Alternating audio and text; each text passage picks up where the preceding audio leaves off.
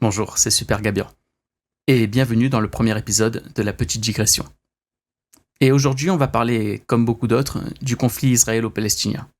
Bon, je vais pas expliquer les origines du truc, la situation actuelle. Vous vous souvenez, gamin, quand vous avez appris qu'il y avait eu une guerre de 100 ans ? Bon, Israël et Palestine, ça fait déjà 75 ans. Et il est très probable qu'on y soit encore dans 30 ans. Alors on va plutôt parler des à côté, du côté politique en France. Pas la position du pays, pas les déclarations du président, plutôt comment le vivent certains députés. Et comme l'émission s'appelle La Petite Digression, on n'est pas à l'abri de parler d'autres trucs au passage. En fait, le sujet de cette émission vient d'abord d'un tweet que j'ai lu, ou d'un X, je sais pas comment on est censé appeler ça maintenant, de l'ancien député PS Julien Drey, ou plutôt d'une avalanche de tweets. Julien Drey, à la base, c'est un tweetos plutôt actif. 2-3 tweets par jour, pas tous les jours, parfois des absences pendant une dizaine de jours qui aident assez facilement à deviner quand il est en vacances. Le gars a un peu la même utilisation de Twitter que ma mère. Il poste des déclarations qui viennent comme un cheveu sur la soupe, comme quelqu'un qui parle devant la télévision. Il répond d'ailleurs pas à grand monde, ou alors c'est pour insulter. Il mélange le pro et le perso. Twitter, c'est un peu son attaché de presse et son journal intime à la fois.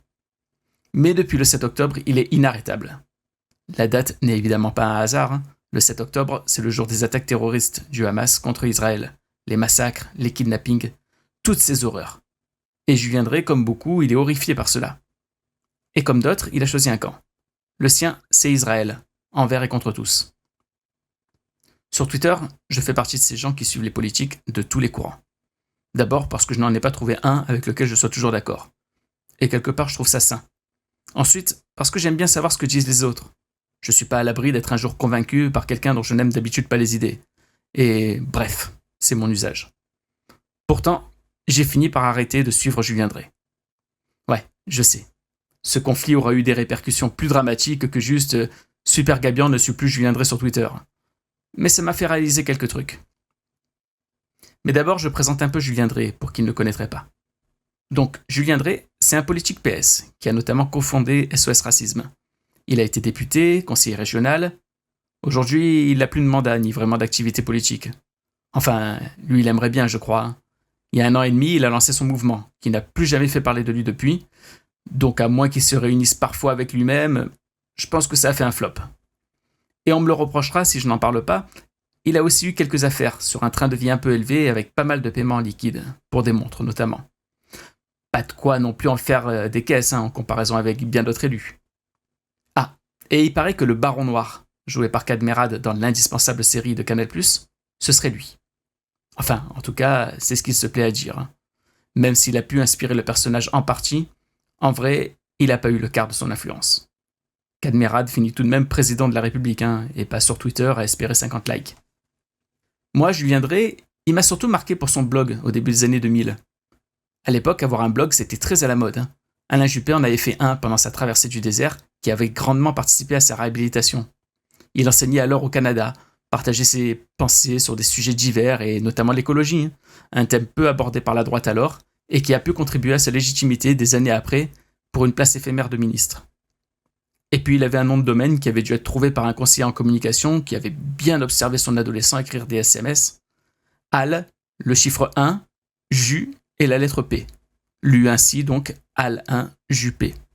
Bon, n'allez pas sur cette adresse maintenant, c'est devenu une redirection pour un site de vente un peu louche. Ça, c'était un bon blog de politique.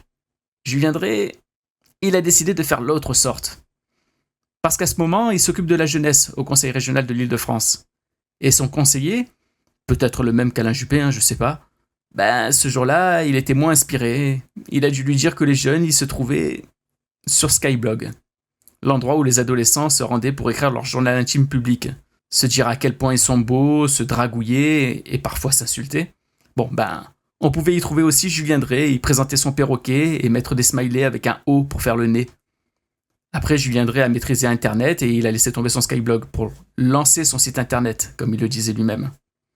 En fait, un autre blog, ce Revoir-Blog cette fois, où il copiait ses communiqués. Il l'a tenu 2 mois, jusqu'à son élection comme député. Après, ça devait plus l'intéresser. Sans doute une coïncidence. Bref, Twitter finalement, et surtout l'usage qu'il en a fait, c'est une évolution plutôt logique quand on voit son parcours sur Internet.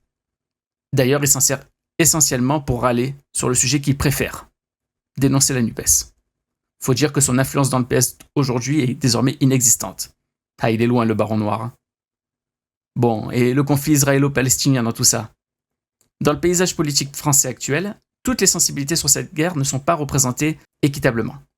Globalement, on a surtout des gens qui dénoncent les attentats, plaident le droit à Israël de se défendre, mais considèrent que cette guerre doit être mesurée pour préserver les civils. Il y a aussi des LFI, surtout le clan autour de Mélenchon en fait, qui ont du mal à prononcer le mot terroriste, qui considèrent qu'Israël a une grosse responsabilité dans la situation actuelle des choses, mais n'accordent tout de même pas un soutien mordicus au Hamas. On n'en est heureusement pas tout à fait là encore. Même si, là aussi, il y a derrière un souci électoraliste évident. Sauf qu'on a enfin aussi quelques politiques qui, eux, ont pris fait et cause pour Israël, dans toutes les circonstances. Quelles que soient les déclarations de Netanyahou, les volontés bellicistes, les images d'enfants tués ou d'immeubles détruits, ils n'auront qu'une réponse, il y a eu le 7 octobre. Comme un Bush qui, après le 11 septembre, a attaqué l'Afghanistan et l'Irak parce que... c'est logique, non? Une réaction totalement légitime et compréhensible pour un membre du peuple. On le dit toujours, on est contre la peine de mort. Oui, mais si c'est mon enfant qui est victime, alors... blablabla. C'est humain. Et même si on est en droit d'attendre mieux de nos représentants que des réactions épidermiques, c'est inévitable. Sauf que ces positions jusqu'au boutiste, en faveur d'un camp ou d'un autre d'ailleurs, si elles peuvent être tout à fait sincères, on peut aussi soupçonner que, pour certains, elles ne le soient pas toujours. Vous vous souvenez du Noun, la lettre arabe, un point avec une sorte de U en dessous, que vous avez sans doute beaucoup vu sur Twitter il y a bientôt 10 ans. Ça vous dit rien?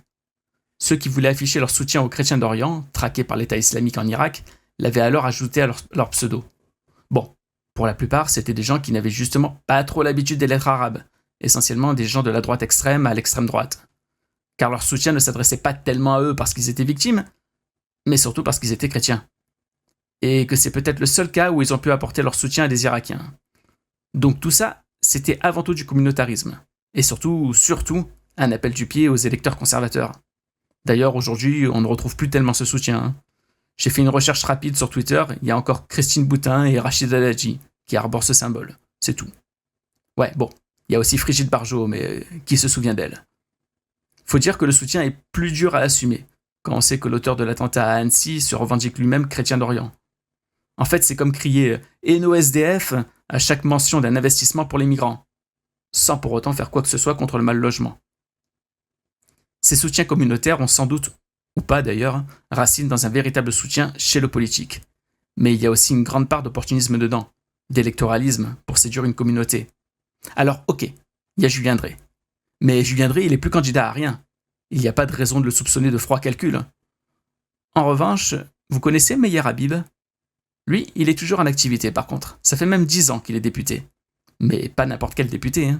Ce LR est député des Français de l'étranger de la 8e circonscription. Et dans cette circonscription, il y a la Turquie, il y a l'Italie, il y a la Grèce, et il y a Israël. Et parmi tous les pays que j'ai cités, celui qui intéresse surtout Habib, c'est Israël. Ça tombe bien, il en a aussi la nationalité. Parce que dans tous les comptes rendus des séances à l'Assemblée nationale qui traitent du conflit israélo-palestinien, il y a un nom qu'on retrouve sans cesse, c'est le sien. Et pas parce qu'il enchaîne les déclarations, juste parce qu'il commente sans cesse celles des autres, notamment pour dénoncer toute critique du gouvernement israélien. Alors on peut se dire que c'est normal, il défend ses électeurs, après tout il a été élu pour ça. Bon, déjà il faudrait s'assurer que tous ces électeurs sont d'accord avec ce qui se passe en ce moment. Ces électeurs ne sont pas dans le gouvernement israélien, je crois, ils ont le droit d'être scandalisés aussi, mais aussi parce que sa circonscription, elle englobe aussi les territoires palestiniens. Et eux aussi, ils doivent les défendre. Alors je me doute que ce LR compte bien plus de soutien en Israël qu'en Palestine, mais est-on vraiment élu que pour protéger ceux qui ont voté pour eux? Parce que si oui, ça remet en cause la légitimité de tous les élus. Et les Gilets jaunes auraient finalement eu raison de dire que Macron n'était pas leur président. Et puis, ce soutien mordicus montre enfin et surtout un véritable problème qui existe dans toutes les démocraties. Les influences. Parce que Meyer Habib, il a une autre nationalité que celle du pays qu'il représente. Parce que Meyer Habib, il est également homme d'affaires dans ce même pays. Parce que Meyer Habib, il parle de Netanyahou comme d'un frère. Parce que Meyer Habib, il fait de sa religion un argument électoral. Et si l'on n'est pas encore convaincu, un regard sur les résultats de l'élection législative que lui a donné un nouveau mandat, c'est un indice supplémentaire. Après avoir gagné avec moins de 200 voix une élection annulée d'irrégularités manifestes et de manipulation, je cite, notez que cette histoire débute déjà bien. Meir Habib, il a remporté à nouveau l'élection en avril dernier. Dans le détail, il est pourtant largement devancé par son opposant LREM dans tous les bureaux de cette circonscription. Tous sauf ceux situés en Israël, où il est plébiscité. Alors après tout ça, on peut finalement s'amuser du Baron Noir et de son perroquet sur Skyblog, mais il ne faut pas oublier que derrière de nombreuses actualités, il y a beaucoup de discours et peu de convictions. Tout cet affairisme autour ne doit pas faire oublier que du sang a coulé, que des personnes sont toujours otages, que d'autres ont perdu leur maison, leur famille, et des luttes d'influence, il y en a partout. Côté israélien, côté palestinien, et évidemment ailleurs encore dans le monde. Peu avant la guerre en Libye, on accueillait le dictateur dans les jardins de l'Élysée. Avant la Coupe du Monde 2024 et ses chantiers meurtriers, on accueillait le Qatar au Parc des Princes. L'idéalisme et l'honnêteté n'ont finalement pas beaucoup de place en politique. Merci d'avoir suivi la petite digression. Pour ceux qui ont écouté jusque-là, ce format est une émission écrite en express, pour partir sur des petits sujets, comme les tweets de Julien Drey, et digresser jusqu'à d'autres de diverses importances. Le blog de Juppé, le pseudo-Twitter de Christine Boutin, ou encore les conflits d'intérêts à l'Assemblée nationale.